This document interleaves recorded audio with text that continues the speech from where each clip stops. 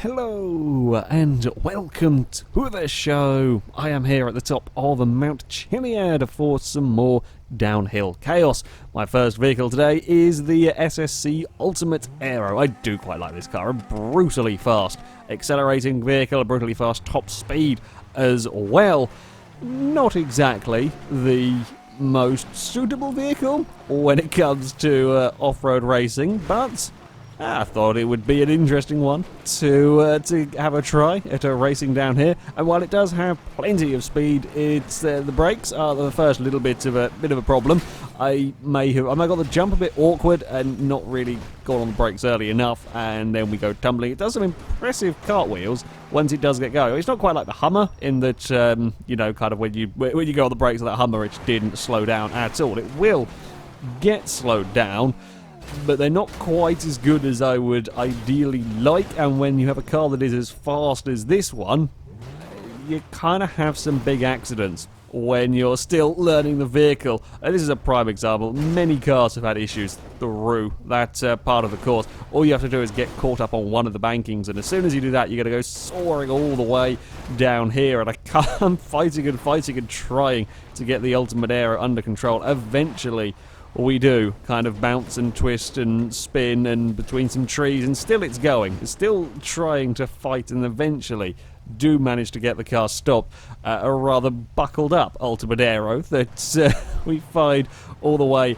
down there. The high-speed jump was always likely to be a bit problematic. I got into trouble long before we ever reached the ramp. I tried to get it on the throttle a little too soon. We were carrying too much speed, and as we approached the jump, it was twisted, and yeah, well, that's the end result. Normally, it's a crash from the landing. Normally, we kind of land and you bounce up back out into the air. For this, we were having problems actually before we even got to the jump. Somehow made it across that one in time, ran a bit wide, and in doing so, never quite had a car roll over in that manner at that part of the course. I was out a little bit wide coming towards the little narrow path towards the second to last corner, and in doing that, it was just enough, the way I was positioned, to flick the car over onto its roof and then skid its way down. So yeah, that's a new one. I have rolled cars down that part before, but it's not normally quite in that manner. Other things that could cause issues for the Ultimate Aero, well, it's not exactly designed for off-roading, and if it starts bouncing about, you are often in quite a lot of trouble with this car because there is so much power, so much acceleration. If you've kind of got it bounced out of position in one part of the corner, you're going to have a big issue fairly quickly. So yeah, that's something to look out for. Landing of the big jump, it's a quite unspectacular crash compared to what normally would happen at that part of the course. Normally they'll go off in a massive style through there. I actually managed to roll the car, not quite fully over, but I rolled it onto its side from a cougar, so the curse of the hiker is still in full effect. Splatter a hiker, and as we took the jump, it just clipped off the top of the cougar, and that was enough to lift the Ultimate Aero up onto its side, and then you're not going to get it stopped, and you're going to fall off the track. Another one of bouncing around, too much speed really coming down the narrow road, trying to get it under control, and couldn't do it, and sure enough, we go for a big tumble. Again, it's another place that we have seen, certainly the cars that struggle a little bit under brakes that have got so much straight line speed, it's another place that's very easy to overdo things and go flying into the scenery. It did take a while. It took a while to get the hang of this car, the kind of the combination of everything really, with the brutal acceleration and straight line speed. When you could get the power down, it absolutely flies. But then you've got to try and get it slowed down for the next corners, and then you've got to be careful as well that it doesn't get bounced around too much. It doesn't get bounced sideways, and if it gets bounced sideways, you don't use too much throttle at that precise moment that it's bouncing around, because that'll cause you issues as well. It's just a lot of little things that can go wrong with this car that leads to one very big accident because of the speed that this thing will get up to. If you don't really have, you very rarely anyway, have a small accident with this car, the chances are you are going to be going flying down the mountain at, well, really rather far too higher speeds. But yeah, I mean, it's not the worst car I've had, certainly. Again, considering that we have got an Ultimate Aero racing down a very, very bumpy rally course. It could be worse, certainly, trying to get it down here, but it wasn't easy, as we now get it right this time into this narrow road. Got to be a little bit careful of the bushes, always wary of the bushes causing problems, and careful around this second to last corner. Nasty bumps around there, and then flat out towards the line we get quite a big launch because of that acceleration. Once you've got it sort of turned enough for that final corner, you can just boot it. I think we flew across the line about 80-90 miles an hour in that one. Unfortunately, not really much control over where it's going at that point, and smacked into a tree at a fair speed there. And again, we have a hiker. The hiker hadn't paid any attention to the car going flying across the sort of finish line there and straight into a tree. But then when I sort of beep the horn, that's when he pays attention and runs away. I don't know. I was tempted to go and photobomb him again, but yeah, I don't know what's up with the hikers. Anyway, on to our next vehicle, from the Ultimate Aero to a Proton. Proton Satria, I think. I don't know how it's pronounced. Proton Neo, basically. I've got the S2000 body kit, the rally car version. You may recognise this car from a Top Gear episode where they had a couple of rally versions of this racing. I was kind of curious. It's the kind of little hatchbacks tend to do not too badly down here. Of course, it's not going to have the brutal power, the acceleration of the supercars, certainly not to the likes of the Ultimate Aero. I was hoping that we would have a little bit more control in this vehicle. We could perhaps carry a little bit more corner speed with the Proton. Ignore that the front fender, for whatever reason, it wouldn't put on the right part for the front fender, so it doesn't quite match up. It should be working, it's just it was derping out on me, so I had to kind of run with what I had. First run, I stuck my nose through some bushes, and that caused some big issues. It's not a good idea to be doing that one. And again, I turned in a little bit too soon, and when the nose caught on a bush, it just tips the car sideways, and once it's done that, you're not going to be able to save the vehicle.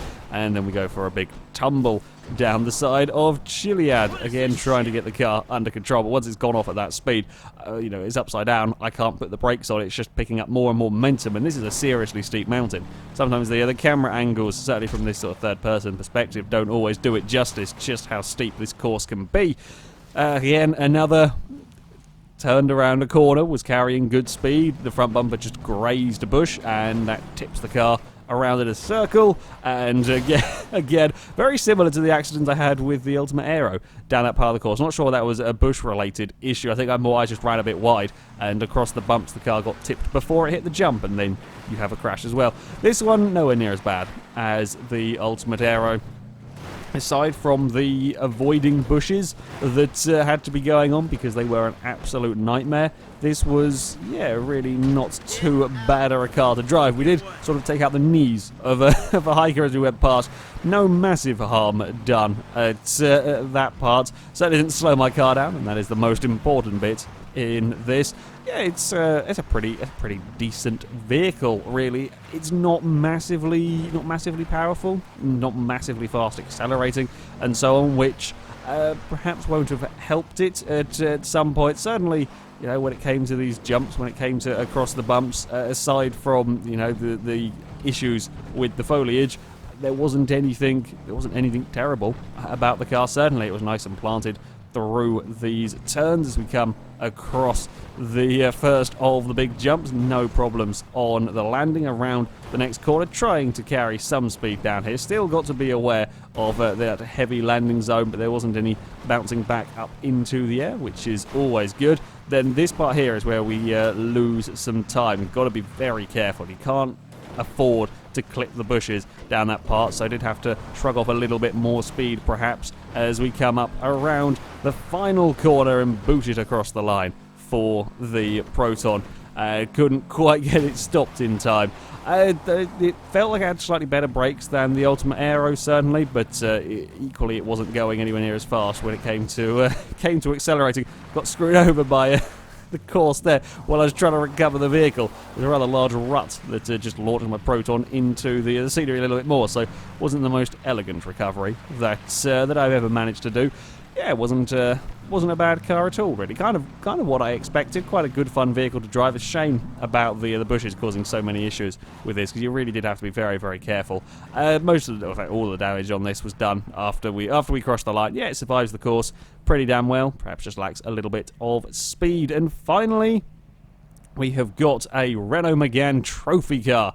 I do like these vehicles. I recognise it or kind of know it mostly from Gran Turismo. It's a fantastically fun car to drive on there. There is a huge amount of grip in this vehicle, so was curious to see how it would fare. Again, it's a car that's not exactly designed for off-roading in mind. There's not very much in the way of a ground clearance. Now, I did use a slightly different handling file for this vehicle, not the one that quite comes with it, so that it has got some more sort of closer to the real car's acceleration and so on. The handling file did have the vehicle as four-wheel drive, which I thought was a little odd, so I had to alter that, so this is back to being a rear-wheel drive car with quite a bit of power, and things were going very well on the opening run, all until we hit the bloody bushes again. They caused problems. Not quite as drastic as the Protons, but it was enough to just drive through there and tip the car sideways in such a way that I couldn't quite save it in time. That was a little bit irritating. Now, the other thing that I did have to watch out with the car now being rear-wheel drive as it should be, when you go to kind of put the power down, you could get it quite sideways. There was quite a lot. It was quite a lot of power that was immediately wanting to be available, and it was quite easy to spin the vehicle if you got things wrong. Also, very, very low ground clearance in this car. If you stuck, it was kind of the sort of rear diffuser area. Getting caught on the ground, you weren't going to make that turn. We have seen that as an issue for a few of the low-slung sports cars and race cars and so on. No exception for the Renault. This was the very hill that the Hummer H6 went flying down and just got stopped before the lumber mill. You see how much better the Megane is. Under braking, I ran a tiny, tiny bit too wide, and that is, again, a very, very tame crash. For an accident at that part of the course, that is a very, very tame crash, but it was just enough. That little bump on the rock face was enough to cause some issues. I got things, slightly out of shape. There's a small bump down that part of the track. If you stick to the right-hand side, you go to the left, it's a smooth. I kind of went through the middle, and that caused some issues, and I managed to spin the Megane. It was a peculiar landing, that one. Normally it's the rear of the car that'll bounce up in the air from that section, but that was actually, I think, the front splitter landed on the ground and just pinged the car back up into the air, and, the front wheels are in the air. I've got no steering, nothing I can do about stopping the car from going whichever way it wanted to at that particular point. So, it took a little bit to get the hang of this vehicle. It was more trying to carry as much speed as I possibly could with this car that was the trick. Because, it certainly wasn't as difficult to drive as the Ultimate Aero. There was more grip, there was much, much better brakes in this car. Decent acceleration, certainly, from the Megane as it slithers and slides its way through that next corner. It was a very, very good car. Ran a teensy bit wide through there. I do get away with it. It was, very, very nice through these narrow corners. It changed direction very well. The Megane, just got to make sure you don't jump on that throttle a little too soon. I think the low ground clearance wasn't helping matters around here. I don't think the incredibly low ground clearance really liked being on chiliad, certainly with a few of these bumps. The actual jump landings, provided I didn't get the splitter caught on the landing itself, it wasn't too bad. You saw what happens if I ran the car wide and got the diffuser caught on the floor. Provided you don't do really stupid stuff with the car, it survived okay. You did have to be aware of the bushes. Not as bad as with the Proton. I did get a little bit away with running through one on this particular run. It was better than some cars, but you still had to be a little bit aware, and it is flat out across the line for the Megane, and it comes to a halt quite nicely as well. Lovely, lovely powerful brakes. A great car to drive. As I said, I love these Meganes on Gran Turismo. It's a great vehicle to drive on here. Not quite suited to off-roading, as you can probably imagine from the vehicle, but when throwing down chiliad, if you're a little bit careful with the car, it can make it down the course without too much in the way of problems. On Who Are the Times, and the Megane goes into a 44th place, 126.6. It is a quick car. I think it is perhaps let down by the ground clearance, causing it a few issues around some of the turns. You perhaps can't quite carry the same speed as you can with some of the other vehicles. It beats the Banshee, it beats the Lotus 49, and so on. But it is a tad down on a Volvo 945. It gets beaten by a Lotus Exige. A little further down, we find the Ultimate Aero, 127.8, rather crowded area of the table for the Ultimate Aero. The brakes weren't good enough on that car, a little too difficult to drive. It does beat a Vauxhall Insignia and the Maserati Gran Turismo, the Banshee 900R, but equally it gets beaten by the Buller. You know, the big SUV. It gets beaten by a 911 GT1, the Shelby GT500. Yeah, it's just a little too difficult to drive in that Ultimate Aero to really set a very, very fast time down here. And a little further down, we find the Proton 129.2. And I think that's a pretty respectable time, actually, from the Proton. It beats a Ferrari 458, BMW M1 Pro car, the Casco, Shelby Cobra, and it's only a fraction down on the Roosevelt Valor and the Revolver. It's only 0.2 of a second down on the Guardian. And that's for a little relatively underpowered hatchback. That's not a bad time at all from the Proton. You know, certainly straight line speed acceleration-wise, it's far down on the cars around it. But, yeah, quite a nice, controllable vehicle, that's one. Anyway, that is it for this video, guys. As ever, I'll put links to all of the mods that I've used, including the Downhill Chaos game mode that there now is that I'm using to film this, so you can download them, have a go with them yourself. But that's it from me. Thank you very much for watching, and until next time, goodbye.